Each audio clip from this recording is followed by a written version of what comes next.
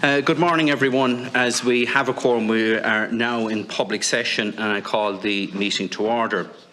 Apologies have been received from Deputy Claire Curran, Deputy Joe Carey and Deputy Charles Flanagan. I would like to point out that Deputy Flanagan, in his absence, has forwarded a submission on our agenda item for today, which has been circulated to members. We might invite Deputy Flanagan to discuss it further at our next meeting. Before we commence, may I remind members participating remotely that they must do so from within the precincts of Leinster House. Can I ask members and witnesses to please turn off their mobile phones as they interfere with the broadcasting equipment? And for members of the committee participating remotely, can you please use the raised hand icon on Teams if you wish to contribute? This morning's meeting has been convened to discuss the State's Community Employment Scheme, which is administered by the Department of Social Protection. The Community Employment is an active labour market programme designed to provide eligible long-term unemployed people and other disadvantaged persons with the opportunity to engage in useful work within their local communities on a temporary fixed-term basis. To be eligible for the CE programme, individuals must generally be aged between 21 and 55 years and in receipt of qualifying payment for the previous 12 months. Participants can remain on a CE scheme for 3 consecutive years and may become re-eligible following a consequent 12-month period of unemployment. Those aged over 60 and above are supported to remain on CE programme until they reach the age for pension eligibility. 10% of places are reserved for this purpose.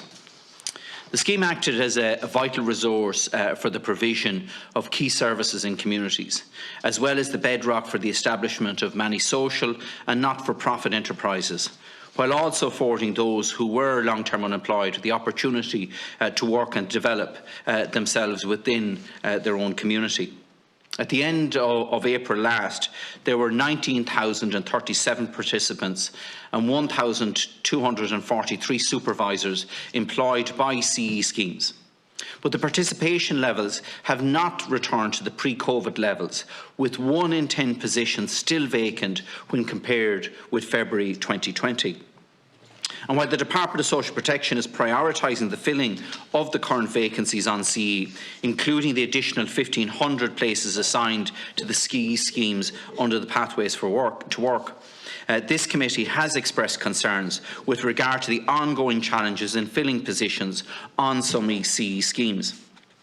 The committee has recommended that the time limits for those aged over 55 on community employment schemes be relaxed to allow people to remain on schemes where there is no one to replace them.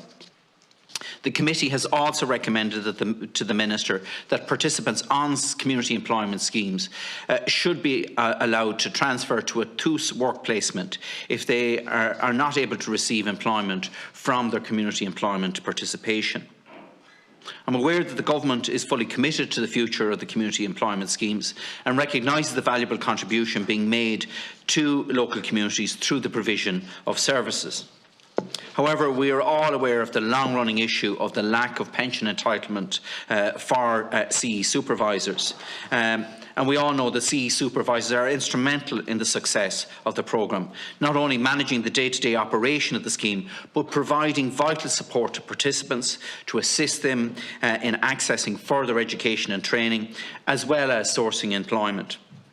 As we know, it took until last year to reach agreement with the Department of Social Protection to resolve issues arising from the 2008 Labour Court recommendation on CE supervisors' pensions.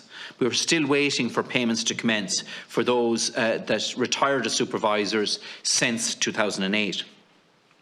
I'd like to thank members of the Joint Committee for raising this important issue as a priority item for our work programme in 2022. Briefing from the Department and the Committee Secretariat has been issued to members. I would particularly like to thank the Joint Committee's Policy Advisor, Ms Hayley O'Shea, for her work on this. I'd like to welcome to the meeting senior representatives from SIPTU who are actively involved with workers engaged on the schemes, and in particular Mr Conor Mahan, CE Supervisor and Chairperson of the SIPTU National CE Supervisors Committee. Mr Gabriel Kearney, Chairperson of Sponsorship Committee of Clare Galway Anna Down CE Scheme. Ms Michelle Rowan, CE Supervisor and Vice Chairperson of the SIPTU National CE Supervisors Committee, and Mr Peter Glenn, SIPTU Sector Organiser. You're all very welcome here this morning.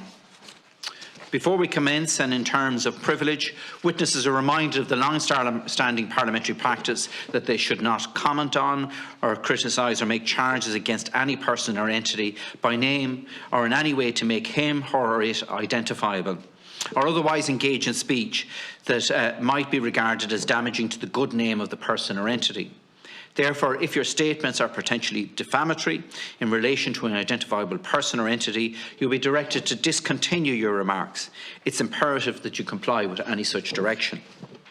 Members are reminded of the long-standing parliamentary practice to the effect that they should not comment on, criticise or make charges against any person outside the Houses or an official either by name or in such a way to make him or her identifiable.